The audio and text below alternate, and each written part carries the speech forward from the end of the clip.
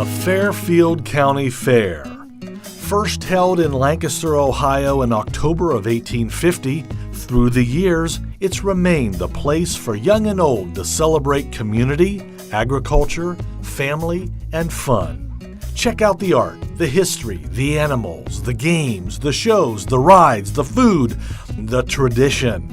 Discover why people come from all over the Midwest to experience the Fairfield County Fair year after year. Keep up with what's going on year-round at the fair with Tim Voris. Hi, I'm Tim Voris, and thanks for tuning in today at the fair, a program that we bring to you with information, education, and special people about the Fairfield County Fair. We call it At the Fair. And I'd like to introduce to you our good friend and friend of the Fairfield County Fair, Mr. Chuck Moellendick. Chuck, thanks for stopping in again. Thank you. Yeah, we talked to you a few months back about a couple things going on in the Moellendick farms and stuff. So how's the process of kind of your organic process moving along? It's starting, and it'll take a year to get the cows fully into organic. It's a 1-year transition. It's 3 years for the land. We've already done some of the land, and the land is also in a process all the way up until 2022, where we take so many acres each year to transition. Okay. And what we're talking about to our listeners is that we're transitioning from a really basic dairy farmer to an organic process that's a better product for people to take, better product that you're able to give out, and it's a little bit more user-friendly for you as a farmer to try to work with your animals. Is that kind of... Well, it's milk is the same, but it's just a different way in getting that milk with the way you do crops and the way you also treat the cows. Okay. Now, you're a 5th-generation farmer. Right. And you showed at the Fairfield County Fair. Right. Tell us a little bit about your experience at the fair. I know we talked a little bit about it, but there's so many memories that we all have. My first year was 1974. I was 9 years old. I ended up taking just one cow. The next year I took a couple, and once I got to be about 12, 13, my dad didn't want to help me get ready for 5 or 6 or more. So I began to prep all the cows by myself, the calves and cows, and then my sisters also started. My sisters Stacy, Becca, and Raina. Okay. They all showed also, and we got up to where we're taking 15 a year into the fair. Now, how is it working with your 3 sisters? How did that work out?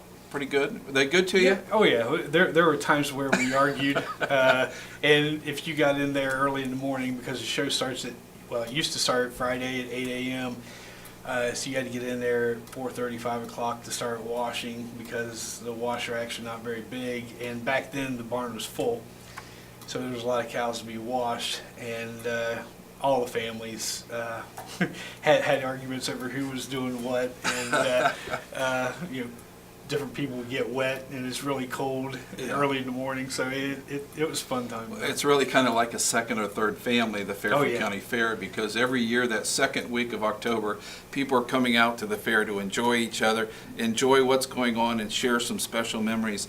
I think people open up a little bit more when they come to the fair. They just see people that they know, they smile, they're willing to kind of talk a little bit. Have you found that in... Well, if we're in the barn, and we have now, my son also and daughter also show pigs, so we're also on the other side of the track at different times of the day. And if people come in and talk to us, you're locked in there, because there's always people coming in. And I had people come back from when I showed that used to show at the fair. Their families don't have dairy farms anymore. And then I have classmates that'll come back, and you can count on them every year. They'll stop in and say hi.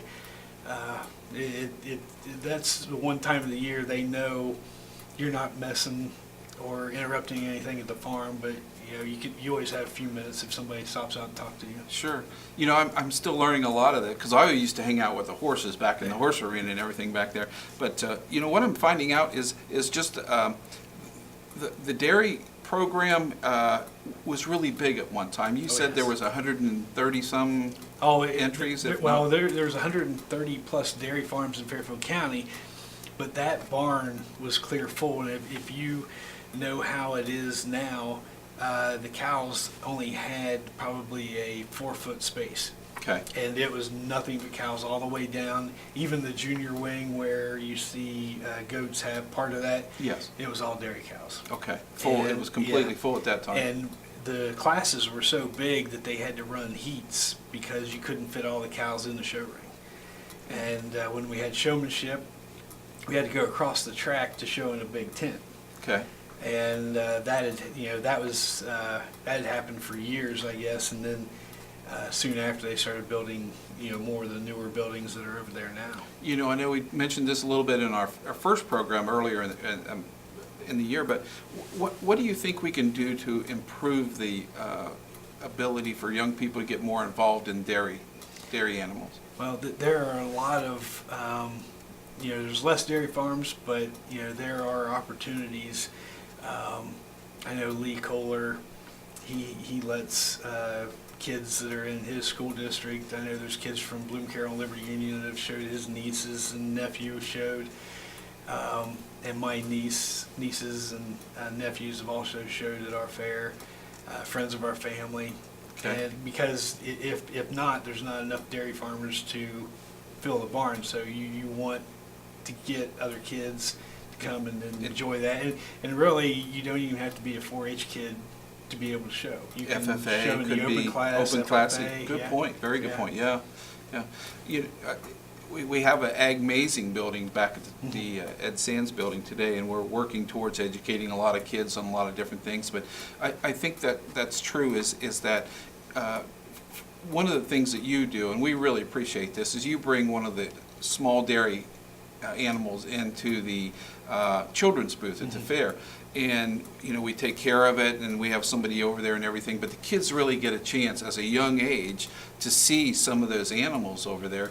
And I think it inspires them a little bit to think, maybe I could do this, or when they see one of the shows in the middle of the round cattle barn, what they can do. We've had kids that, I've even had adults that have gone through there, and they come out and they milk cows for us. That's great. And right now we have 5 kids that go to school, high school and college, well, actually are 7, that help us different times during the week milking cows. Okay. And even one of your former deputy friends, Jared Collins, Yeah. and Sean Burke, both Okay. of them milk cows Fairfield for Union us. boys came over and milked a little bit. That's good. That's good. Wanted to recognize you for an award you got. If you want to share with us a little bit about an award that you got not too long ago. I think it was on behalf of being part of the Gold Standard Quality Award for Moellendick Farms. Right.